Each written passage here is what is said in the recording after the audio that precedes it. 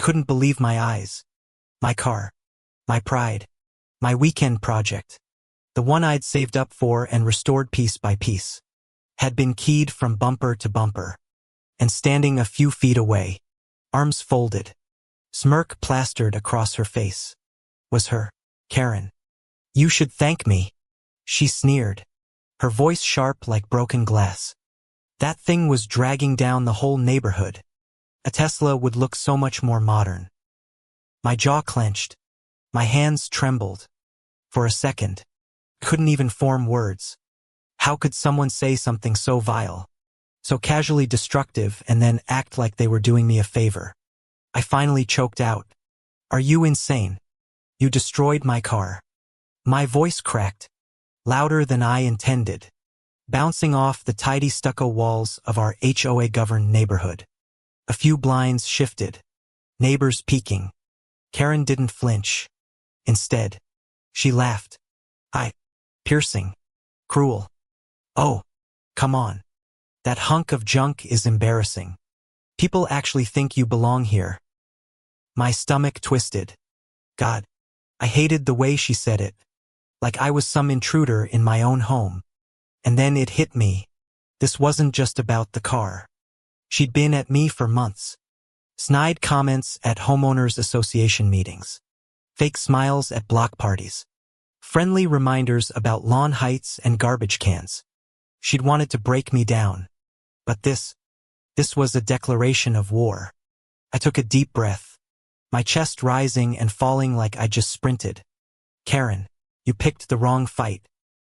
Her eyebrows shot up. Mock innocent. "Oh, what are you going to do? Sue me?" "Go ahead. I have lawyers." Something inside me snapped. And yet, instead of exploding, I smiled. Slowly, calmly. That smile scared her more than my anger, because I already had a plan. The next morning, I went out with my phone. I crouched low by the car, snapping photos of every scratch, every curve of the damage. I could practically hear the sound of her key dragging, that shrill screech of metal on paint, replaying in my head. My stomach knotted, but I kept clicking. Evidence. Karen strutted out of her house in yoga pants and oversized sunglasses, clutching a green smoothie like she was some suburban goddess. She spotted me and snorted. "Still crying over your eyesore?" I raised my phone. "Actually, I'm just making sure the police have all the pictures they'll need." The smugness drained from her face, just for a split second. Then she tilted her chin. "You have no proof it was me." "Don't I?" I said softly, and I turned my phone just enough so she could see the screen.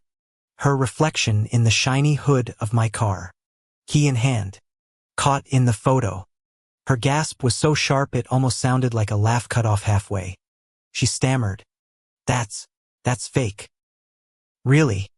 I whispered. "Because the police have software that can confirm metadata. Time, location, everything." For the first time, I saw fear flicker in her eyes. And oh, it was delicious. But I wasn't done. 2 nights later, we had an homeowners association meeting. Normally, these were soul-sucking events about trash bins, fence colors, and whether Christmas lights could stay up past January. But tonight, the tension was electric. You could feel it in the air. Karen sat near the front, legs crossed, lips pursed. She was pretending nothing had happened. But I was ready. When the board asked if anyone had new business, I raised my hand. My voice shook, not from fear, but from the force of holding it all back. "Yes," I said. "I'd like to discuss vandalism." A ripple of murmurs. Karen's head snapped toward me. I pulled out printed photos, sliding them across the table toward the board. Gasped. Even the homeowners association president, a man who usually looked half asleep, sat upright. "This," I said firmly, pointing, "is my car. Keyed. Damaged. And this," I tapped the reflection, "is who did it."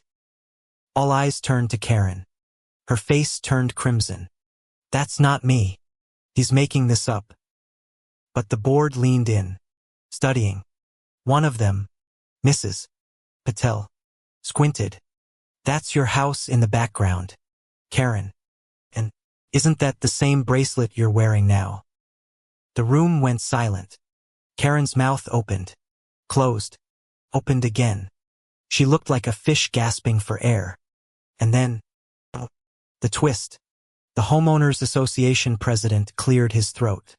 Vandalism violates not only state law but also our Homeowners Association covenant. Fines and legal action may apply. The collective gasp was louder than before. Some neighbors even nodded approvingly. For once, they weren't afraid of Karen. She shot up from her chair, sputtering. This is a witch hunt. He's lying. You're all jealous. But the damage was done. Her perfect little facade cracked and everyone saw the ugliness beneath. I thought that was the end. That I'd won. But karma had an even darker sense of humor. A week later, Karen stormed down the street again. Her Tesla, the one she loved to brag about, was missing. Repo. Apparently, she'd been drowning in debt, keeping up appearances while the bills stacked higher than her ego. When I saw the empty driveway, I actually laughed. Couldn't help it. But the laughter caught in my throat when I saw what she did next. She marched right up to my door, fists pounding like war drums. You did this, she shrieked. You ruined my life. I stepped outside slowly, folding my arms. Karen, you ruined your own life. I just held up a mirror. Her face twisted, veins standing out on her neck. She was shaking, not with fear but with pure rage. You'll regret this. I swear it. But the thing is, she was already regretting it. Everyone knew. The whispers spread through the cul-de-sac like wildfire. Karen wasn't the queen bee anymore. She was the pariah. People crossed the street to avoid her. Invitations stopped arriving. Even the Homeowners Association board, once her lapdogs, started shutting her down. It was like watching a storm cloud finally collapse under its own weight. And yet, here's the final, bitter twist. 2 weeks later, I came out to find Karen sitting on the curb. Not screaming, not sneering, just sitting, shoulders slumped, face pale. For a second, I almost felt sorry for her. Almost. Why? I asked softly. Why go this far? Why destroy my car? Her voice cracked. Because you look happy. And I'm not. The words hit me harder than I expected. For a moment, all the anger drained away, replaced by a heavy, complicated sadness. But sympathy didn't erase the truth.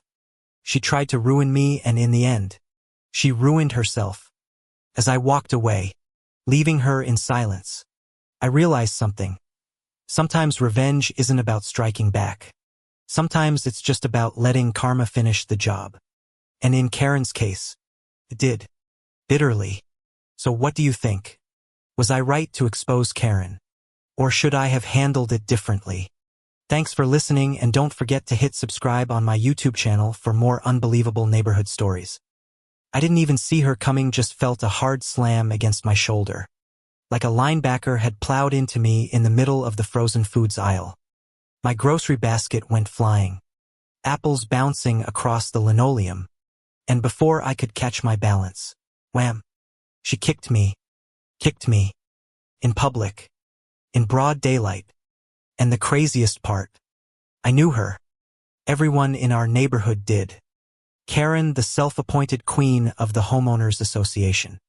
The one who made it her personal mission to uphold community standards by terrorizing everyone who dared to park slightly crooked or plant flowers outside the official color scheme. I staggered back, clutching my ribs, heat flooding my cheeks. What the hell is wrong with you? My voice shook more from shock than pain. Shoppers froze mid-aisle, clutching their carts, wide-eyed. Someone dropped a box of cereal and it hit the floor with a dull thud. The sound echoed in my skull. Karen just smirked like she'd been waiting for this moment. Don't you raise your voice at me. You've been harassing me for months. And I'm not taking it anymore. My jaw dropped. Harassing her. If only people knew the truth. The fake homeowners association fines she'd been sliding under my door complete with forged signatures from board members who didn't even exist. The threatening letters claiming she'd take legal action if I didn't remove my perfectly legal rain barrel. The whispered rumors about me running a fraud operation because I sold handmade crafts from my garage. And now this physical assault. In the middle of the freaking grocery store. Security rushed in 2 guys in navy polos who looked like they'd rather be anywhere else. One of them started with the usual. Let's calm down. But I wasn't about to let this slide into one of those situations where both sides get told to just walk away. She knocked me down, I said, pointing directly at Karen. And then she kicked me. Check the cameras. Karen scoffed. He's lying. I barely touched him. She thought she was clever. She'd probably already decided how she'd spin this, maybe even call her lawyer husband to handle it.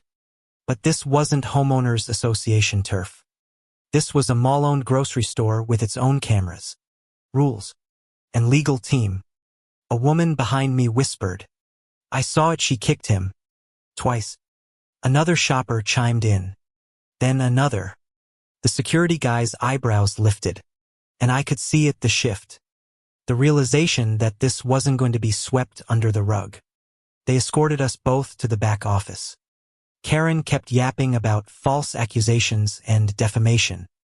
I just sat there, breathing slow, replaying every little feud she'd started with me over the past year. Every email, every insult, every homeowners association meeting where she'd cut me off mid-sentence. And deep down, something in me clicked. This was my moment. When the police showed up, I didn't have to push hard. I handed over everything, the store footage, my phone with screenshots of her past threats, even the fake homeowners association notices. The officer's face changed the moment he read the forged signature line. Ma'am, he said to Karen, this is not just assault we're looking at. Forgery is a felony. And if you've been sending fraudulent legal notices, he trailed off. But the implication hung in the air like a storm cloud. Karen's smirk cracked. This is ridiculous. My lawyer. Your lawyer can meet you at the station. The officer said flatly.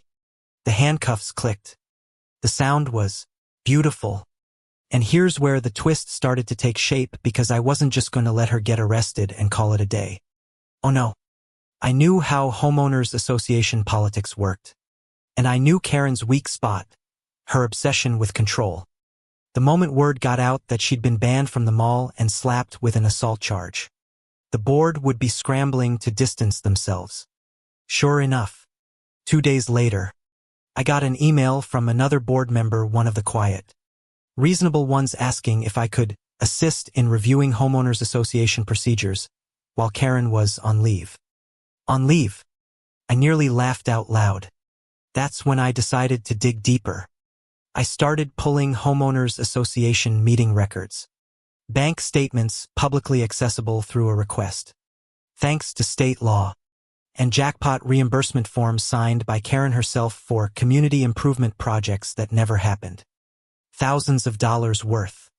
Landscaping work billed to a company that didn't even exist. Fraud. Plain and simple. By the time her arraignment rolled around, I had already filed a civil lawsuit. My lawyer told me we had enough evidence to tie the forged notices to her, the fraudulent reimbursements, and the physical assault, a perfect trifecta of stupidity. And yet, part of me still couldn't believe it. Just a week ago, she was strutting through our neighborhood like a queen.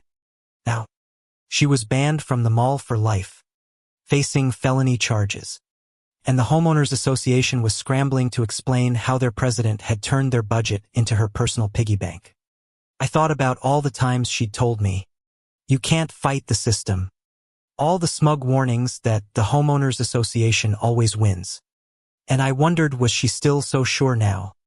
sitting in a holding cell, replaying that moment in the grocery store when she decided to throw a kick instead of walking away. Court day felt surreal. I sat at the plaintiff's table, suit pressed, evidence binder stacked high, and there she was across from me, in a faded beige dress that did her no favors. Her once flawless hair now limp and overprocessed. She didn't even glance at me, just kept whispering frantically to her attorney, who looked like he already regretted taking the case. The prosecutor laid out the assault charges first. The jury saw the store footage, me minding my own business, Karen charging in, the slam, the kick. The sound of my grocery basket hitting the floor made the whole room flinch. Then came the forged homeowners association notices, blown up on the projector, the fake signatures glaring under the harsh courtroom lights. You could almost hear the jurors' collective "oh no" in the silence that followed. Her lawyer tried the usual spin, misunderstanding. No malicious intent. Just a heated moment, but that all crumbled when the homeowners association treasurer took the stand. The man's voice shook as he testified about the missing funds, the fake landscaping invoices, the bank transfers to a shell account linked to Karen's address. The fraud wasn't just some minor slip-up, it was years of calculated theft. When the judge finally spoke, the tone was ice. "Mrs. Carter, your actions demonstrate a blatant disregard for the law and for the trust placed in you by your community. This court finds you guilty of assault, forgery, and fraud." Karen's face went pale. The sentence wasn't just fines, though. The restitution amount alone could have bought a small house. It was probation, community service, and a permanent ban from holding any homeowners association or board position. And she still had my civil lawsuit to face. I walked out of that courtroom feeling lighter than I had in years. The air smelled different, cleaner, freer, like the whole neighborhood could finally breathe without the constant chokehold of her petty rules and threats. A week later, the Homeowners Association voted me in as interim president. I didn't even want the job at first, but there was something deeply satisfying about cleaning up her mess, shredding her stack of bogus fines, reinstating the community garden project she'd blocked, and sending a formal notice to every resident explaining exactly why Karen was no longer in charge. The gossip spread faster than wildfire. Her name had gone from feared to pitted. A cautionary tale whispered over backyard fences. Every time I passed the mall now, I couldn't help but smile at the thought of her face on that banned list, a permanent reminder of the day she thought she could kick me into silence and ended up kicking her own future into the gutter. And if you're watching this and want more wild true stories of karma hitting harder than a grocery aisle collision, make sure to subscribe, because this lawsuit was just the beginning. I had to blink twice when I saw it happening right outside my own house. Karen, the self-appointed queen of our homeowners association, standing in my driveway with her phone out, screaming like she'd just caught a burglar. Except the burglar was Marcus, my neighbor, the kindest man in the cul-de-sac, who was literally standing inside his own garage. Can you imagine? A grown man, in his own home, being accused of breaking in. My stomach dropped. Marcus had just come back from work, still in his dusty mechanic overalls. The kind of man who fixes everyone's cars around here without charging half the time. He'd hit the garage button, walked inside, and Karen pounced like she'd been waiting for this moment. "There he is," she shrieked, pointing, her voice so sharp it made my skin crawl. "He's stealing tools, breaking into the Johnson property." "Excuse me." Marcus turned, wide-eyed, sweat still on his forehead from the heat. He dropped the wrench in his hand. It clattered loud against the concrete floor. "Lady, this is my garage." But Karen didn't stop. She put on this trembling act, fake tears welling in her eyes like she'd been rehearsing. "Help! Someone call the police. He's dangerous." I gasped so loud I startled myself. Dangerous? Marcus, who once shoveled her driveway after a snowstorm for free. Dangerous.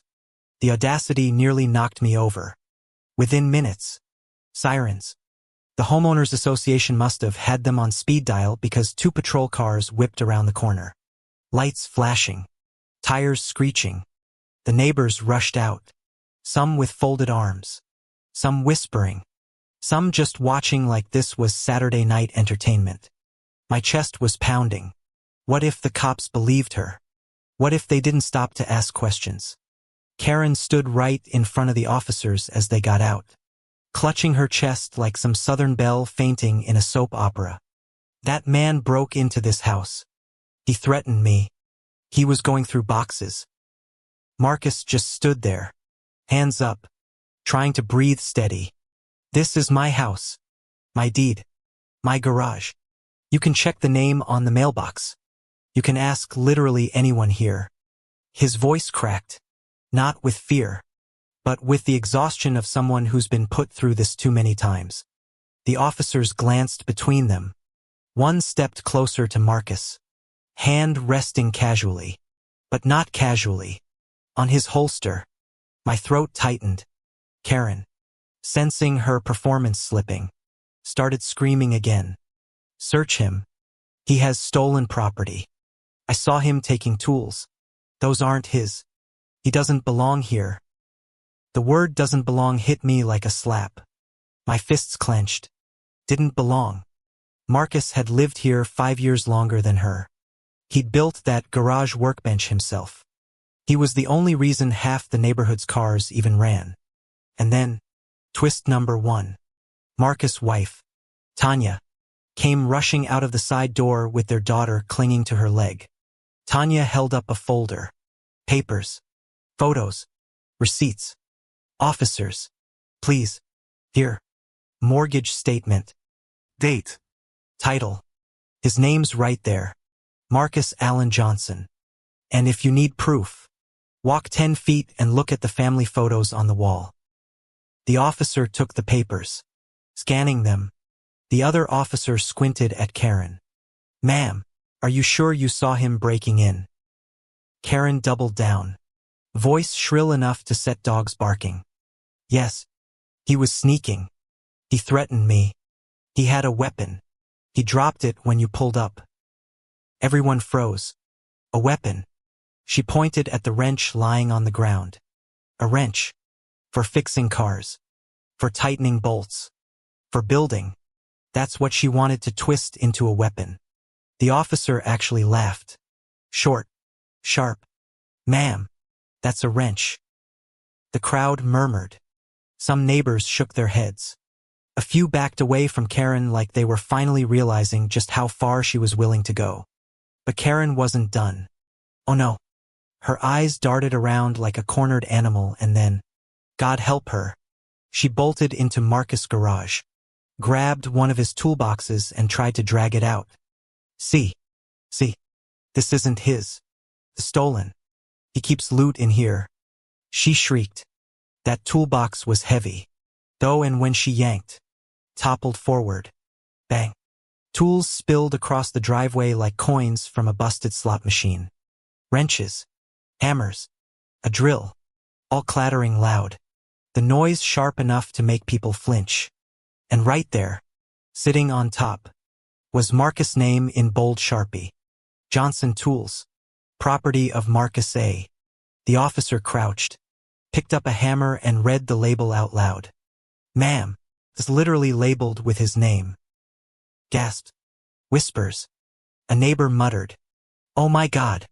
Another said. She set him up. And you could feel the mood shift. The whole street suddenly looking at Karen not as some neighborhood watchdog, but as a liar, a manipulator, a danger. Karen's face twisted, her act collapsing in real time. He put that there to trick you. He knew I'd find it. Ma'am, step aside. The officer said firmly now, no more patience in his tone. Marcus finally dropped his arms, rubbing his forehead, letting out the longest, heaviest sigh. You could hear the shake in it, the heartbreak, the anger, the humiliation. Tanya squeezed his arm, whispering, It's over, baby. It's over. But it wasn't over for Karen. Not yet. Because the officer turned to her. Notebook out. Ma'am, you just falsely reported a crime. That's a felony. And you attempted to remove property from his garage. On camera. With witnesses. You're coming with us. The gasp this time wasn't shock. It was satisfaction. Relief. The kind of sound neighbors make when karma finally shows up. Karen screamed. Of course she did. This is harassment. I'm the Homeowners Association president. You can't arrest me. The officer deadpanned. You're under arrest, ma'am. Click. Handcuffs. The sound rang out sharp and metallic, echoing against the garage walls. The whole neighborhood exhaled at once. Some nodded. Some clapped quietly. Some just stared in disbelief. But me, I couldn't stop shaking. My stomach was tight. My throat raw. Because it could have gone differently. If Tanya hadn't come out with proof. If the officers hadn't actually looked. Marcus could have been the one cuffed. And then, twist number 2. As Karen was being led away, her husband finally appeared from down the street. Jogging. Face pale. Wait. What's happening? Karen. What did you do? She shrieked back, thrashing against the cuffs. I did it for us. For the neighborhood. He doesn't belong. He's trouble. But her husband just shook his head. Slow. Defeated. No. Karen. The only trouble here is you. The officers loaded her into the cruiser. The door slammed. Lights flashed red blue against the houses. And just like that, the self-appointed queen of the Homeowners Association was driven away in disgrace. The silence afterward was heavy, broken only by the sound of Marcus' little girl crying into her mom's arms. Tanya rocked her, whispering soft, trying to comfort her. Marcus finally knelt down, gathering the spilled tools one by one. His hands steady but his shoulders trembling. I wanted to run over, hug him, tell him we saw the truth. But I just stood frozen, angry at Karen, angry at the system, angry at how close we all came to something irreversible. Neighbors slowly trickled back inside. Some embarrassed they hadn't spoken up sooner. Some whispering that the Homeowners Association wouldn't survive this scandal. But I noticed something else. The way eyes lingered on Marcus now. Not with suspicion, but with respect. A man falsely accused. Standing tall anyway. A man who didn't deserve a single second of what he went through. By the time the cruisers pulled away, the sun was setting, painting the sky orange and pink like some cruel contrast to the ugliness we just witnessed. Marcus turned to me finally, voice quiet but firm. You saw all of it, right? Every second, I said. My throat tightened again. And I'll swear to it. You're not alone, Marcus. He nodded, a faint smile ghosting across his face even though his eyes still burned. Good, because this ain't the last of her kind. But tonight was the last of her. And damn if that didn't feel like justice. Bitter, messy, but justice all the same. So tell me, what do you think? Should neighbors who frame innocent people face even harsher punishment? Or was watching Karen exposed and arrested on the spot enough karma? Thanks for reading, and don't forget to subscribe to my YouTube channel for more unbelievable real-life Homeowners Association dramas. The roar of machinery shook the valley, a sound like thunder tearing through granite. I stood there frozen, my hands trembling, watching bulldozers grind into the soil of my mountain estate. My estate, leveled, torn apart, because the Homeowners Association president, Karen herself, claimed I had unpaid fines. Can you imagine the sheer audacity? The smell of diesel stung my nose. The air was thick with dust and disbelief. I could hear wood beams snapping, stone crumbling, glass shattering. My voice broke out without thinking. What the hell are you doing? The operator didn't even turn his head. He had orders, and those orders came straight from Karen. Karen stood at the top of the slope in her pressed blazer, one hand on her hip, the other clutching a stack of papers like they were holy scripture. Her face twisted into a smug grin, a satisfied curl of lips that sent fire straight through my chest. "Unpaid fines," she said, loud enough for everyone to hear. 3 years' worth. The Homeowners Association Board has authorized demolition. You should have complied. I could barely breathe. My throat burned. My fists clenched, and for a moment, my vision blurred. This was my home, my mountain retreat, the place where I'd raised my children and mourned my father. It wasn't just a house. It was memory. It was soul. And she was reducing it to rubble with the wave of her hand. "Karen, you've gone too far."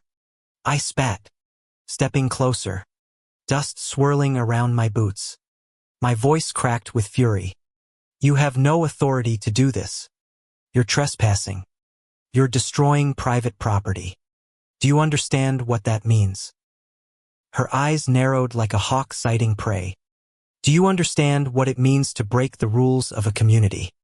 No one's above the Homeowners Association. Not even you." She smirked, glancing at the other board members behind her, all of them nodding like obedient little shadows. "If you couldn't pay your fines, this is the price." Unpaid fines. Lies. Absolute fabrication. My so-called violations were absurd. Grass too tall during a dry spell. A non-approved solar panel. Driveway pavers out of harmony with community guidelines. And every time I appealed, the board raised the fines higher, stacking them like bricks in a prison wall. Idefut. Resisted. Even laughed at the nonsense. But this, bulldozing my estate into nothingness. I could feel the scream rising in my chest. But instead, I went silent. I let the dust settle in my lungs. Let the pain harden into something colder. Because Karen didn't know the one thing that would make this her worst mistake. I wasn't just some homeowner. I wasn't just another victim of her power trip. I was the sitting governor of the state. And now, she had given me the perfect reason to come down on her with the full weight of the law. The bulldozer screeched to a stop as one wall gave way completely, collapsing with a deafening crash. My estate, the mountain view, the stone fireplace, the library I'd built with my own hands, was gone in minutes. I let the tears sting my eyes but refused to give her the satisfaction of seeing me crumble. Instead, I turned on my heel, the heavy silence around me broken only by the clatter of falling bricks. "You'll regret this," I whispered, not to her face, but to the wind. My boots crunched on gravel as I walked away, her laughter echoing behind me. She thought she'd won. She thought she'd finally crushed the one man who never bowed to her petty rules. But Karen didn't realize she hadn't just broken an homeowners association bylaw. She had crossed into felony territory. Property destruction. Fraud. Conspiracy. The homeowners association had just written their own death warrant. That night, I sat in the dark of a hotel room, the glow of the city far below my mountain. My estate was gone, but my resolve had never been sharper. I replayed the sound of the bulldozers in my mind. It was more than destruction. It was declaration. A challenge. I picked up the phone and made a call. "Sheriff, it's me. I need you on site tomorrow morning. Bring your deputies. We're pressing charges." There was silence. Then the sheriff's gravelly voice, "Governor, what happened?" "They tore down my estate." My words felt like glass in my throat. "The Homeowners Association president authorized it. Without court approval. Without due process. I want them booked." A low whistle cut through the line. Karen finally snapped. Snapped. She declared war. I didn't sleep. Couldn't. Every creak of the hotel pipes sounded like another wall collapsing. Every blink of my eyes showed Karen's smirk. My anger simmered so deep it felt like it was in my bones. By dawn, the convoy rolled up the mountain road. Black SUVs. Sheriff's cruisers. even a state legal team. And there she was, waiting at the gate, coffee mug in hand, like she had any right to look casual. Her voice cut through the crisp morning air. "Governor. Oh, so now you show up with your entourage. What? You gonna find me back?" She laughed, but there was a tightness in it, a flicker of unease when she saw the badges glinting in the sunlight. I stepped forward, my voice steady, colder than the mountain air. "Karen Miller, Homeowners Association President. You are under arrest for destruction of private property, conspiracy, fraud and trespassing. Deputies, take her." The color drained from her face. "What? You can't arrest me. This is an homeowners association matter. The bylaws give me authority." The sheriff snapped the cuffs on her wrists with a metallic click that felt like justice itself. "Lady, bylaws don't override state law. And you just picked the wrong mountain to bulldoze." Her shrieks echoed through the trees as she was dragged toward the cruiser. The board members shuffled, pale as ghosts, realizing too late that they weren't immune either. One by one, they were read their rights, the quiet morning broken by the chorus of Miranda warnings. But the twist, the real sting, it wasn't just the arrests. It was the lawsuit. My legal team filed a civil suit for damages within the hour. Multi-million-dollar claims. Not just against Karen, but every board member who signed off on her stunt. Their savings, their homes, their reputations. It would all go up in flames, the way they had reduced mine to rubble. And yet, part of me ached. Standing on that mountain road, I looked at the pile of debris that had once been my home. A hawk circled overhead, its cry piercing the silence. I felt the burn in my chest again, that ache of something stolen too suddenly, too violently. Was it worth it? Would anything ever make this right? Then I heard Karen from inside the cruiser, screaming through the glass. "This isn't over. You can't touch me. I'll sue the state. I'll sue you." And I couldn't help it. I laughed. A dry, broken laugh that startled even me. She still didn't get it. She thought she could outmaneuver me, a governor, in my own state. She thought paperwork and bluster could undo felony charges. The sheriff looked at me, raising an eyebrow. "Governor, you okay?" I exhaled slowly, my breath clouding in the morning air. "Better than I've been in months." Days turned into weeks and the fallout spread like wildfire. News crews swarmed the story. HOA president arrested for leveling governor's estate. The footage of Karen being shoved into the cruiser played on repeat. Her shrieking face frozen on screens across the state. Commentators called it the downfall of the HOA tyrant. Citizens flooded town halls demanding reform. My office lines burned with calls. Some outraged at the homeowners association system, others offering support, a few even laughing at the sheer poetic justice of it all. But the part that no one knew, the twist behind the twist.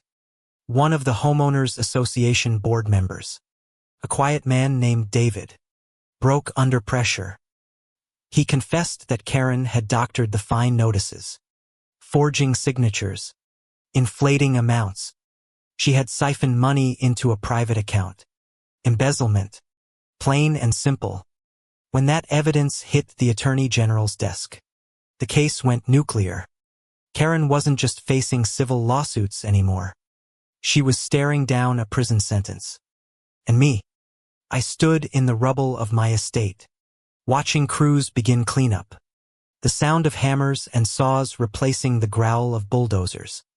My mountain wasn't gone. It was just scarred, waiting to be rebuilt. I placed my hand on a half-shattered stone, cool and rough under my palm. "You thought you buried me, Karen," I whispered. "But all you did was plant the seed for your own ruin." The wind howled through the valley, carrying the sound of sirens down the mountain road. Would you believe it?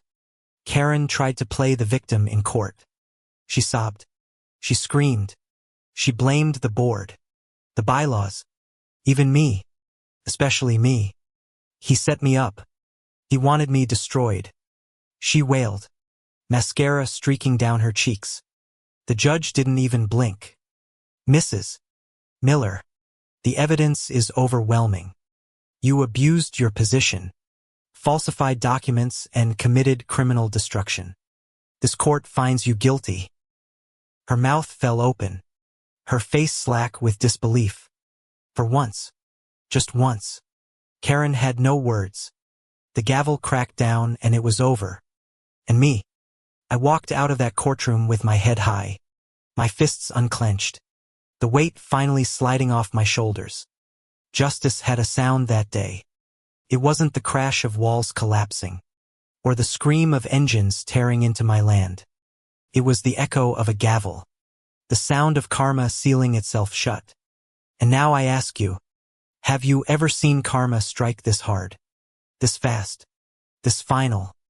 Thank you for sticking through this story with me, and don't forget to subscribe to my channel for more homeowners association drama and sweet justice. Next time, we'll dive into another lawsuit that will leave you shaking your head.